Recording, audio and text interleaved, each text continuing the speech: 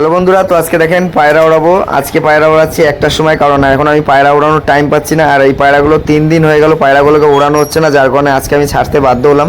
তো এইখানে দেখেন এই যে একটা সেটিং করেছি, যেটা ডাইরেক্ট এটা খোপটা খুলে দিলে বাচ্চা পায়রাগুলো সব একসাথে বেরিয়ে যাবে।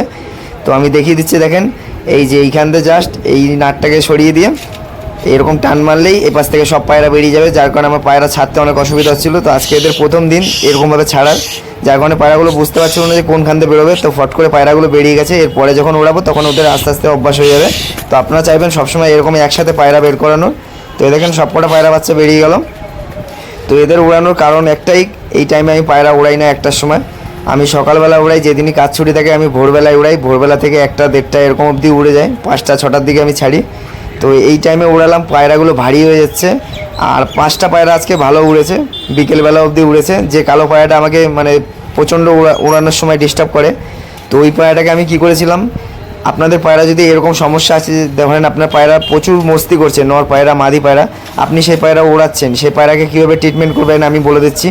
জাস্ট একটা জিনিস খেয়াল রাখবেন, পায়রাকে যদি বডি গরম হয়ে যায়, মানে প্রচুর মস্তি হয়ে যায়, সে পায়রা তখন কি করে প্রচুর ডাকাডাকি করে। আর পায়রা যত ডাকাডাকি করবে তত পায়রার এনার্জি শেষ হবে, সেই পায়রা বেশি উড়বে না।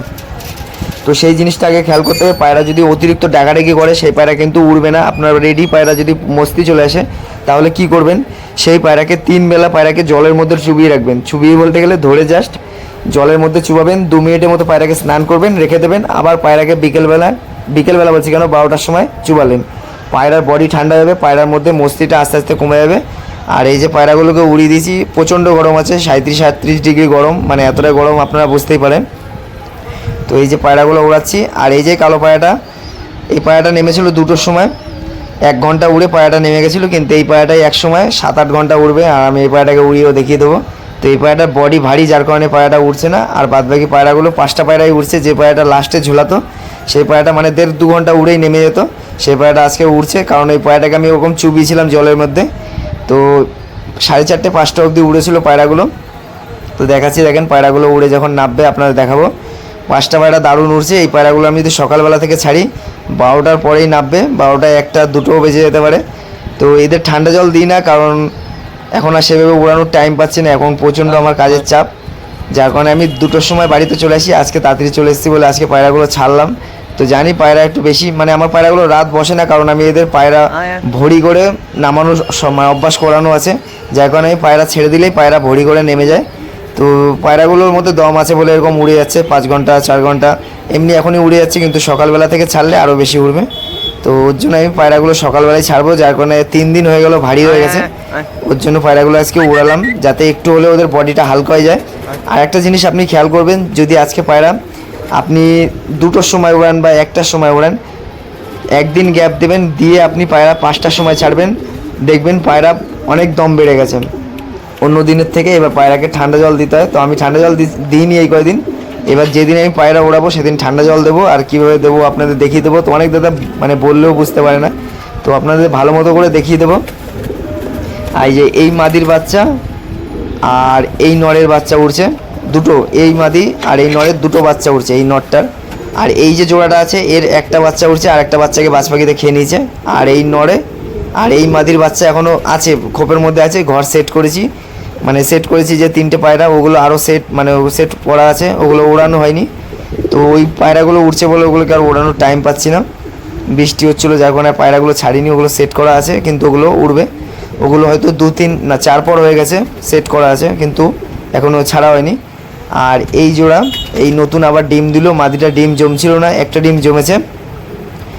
আর সেই ডিম থেকে কীরকম বাচ্চা হয়েছে সেই বাচ্চা আমি দেখিয়ে দেবো। তো ওই বাচ্চা আমাকে লাখ টাকা দিলেও কেউ দেবো না, কারণ ওটা আমার খুবই শখের বাচ্চা পায়রা হয়েছে। তো এই দেখেন পায়রাগুলো উড়ছে এখনও।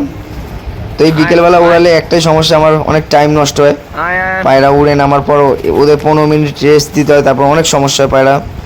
কিন্তু সকাল 5টায় উড়ালে 2টো 1টা এরকম টাইমে যদি পায়রা নেমেও যায় তারপরে অনেকটা টাইম পাই, কিন্তু এই বিকেলবেলা উড়ালে আর টাইমটা হয় না আমার। এই যে 2টো বাচ্চা দেখতে পাচ্ছেন, এই যে 2টো, এর মধ্যে 5টা বাচ্চাই খুবই ভালো বাচ্চা পায়রা আছে। এই বাচ্চাগুলো রেখে দেবো, আর যেগুলো বড় হয়েছিল সব বেঁচে দিয়েছি বললাম তো।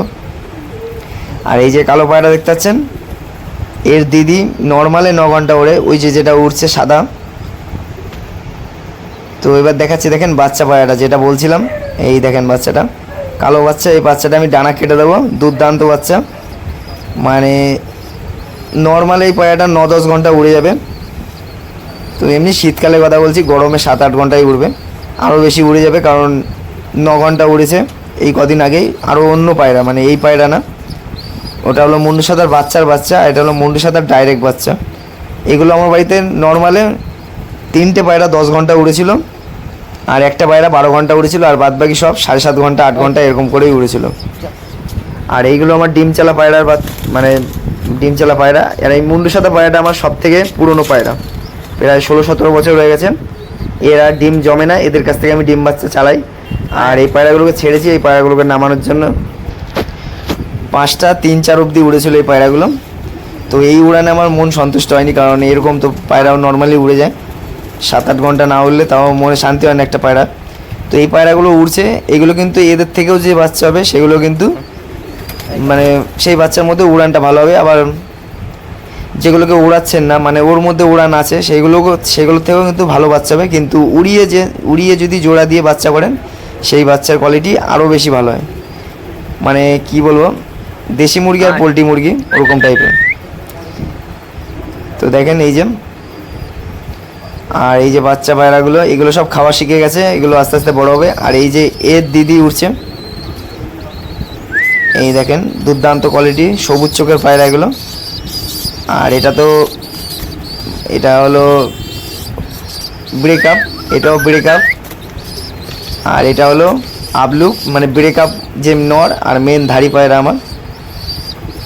অনেক দিন ডিম জমে না, একটা বাচ্চা ফুটেছে অনেক দিন পর, 2বার ডিম আমার জমেনি। পায়রাটা দেখলাম একটা জিনিস হয়েছিল, পায়খানা করেছে, একদম রক্তর মতো পায়খানা করেছিল। তারপরে O2 সিরাপটা আমি দিয়েছি, তারপরে পায়খানাটা ঠিক হয়ে গেছিলো।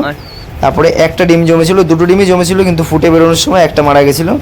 আর একটা বাচ্চা ওই যে ওর আমি ডানা কেটে দেবো। মানে দুর্দান্ত কোয়ালিটির বাচ্চা পায়রা, মুন্ডু সাদাই হবে, মানে যেটুকু একটা পায়রার মধ্যে থাকা দরকার আছে। আর এই যে পায়রাগুলো নাবছে, তো এই পায়রাগুলো নাবছিল না, আমার মাথা গরম হয়ে যাচ্ছিলো। নিচ থেকে ঘোরাঘুরি করছে, পায়রা ছাড়া আছে, ভরি করলেই নেমে যায়, কিন্তু নাবছিল না, নিচ থেকে ঘুরছিল। আর এই যে একটা নাবছে,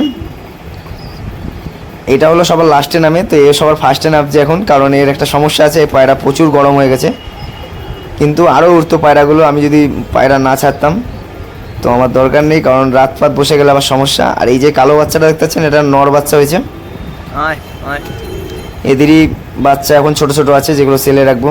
তারপরে যেগুলো বাচ্চা হবে রেখে দেবো আবার, কারণ পায়রা অনেক খাবারের খরচা আছে, যার কারণে পায়রা কিছু ছেড়ে দেবো। এই দেখেন এগুলো এখনও উঠছে 4টে।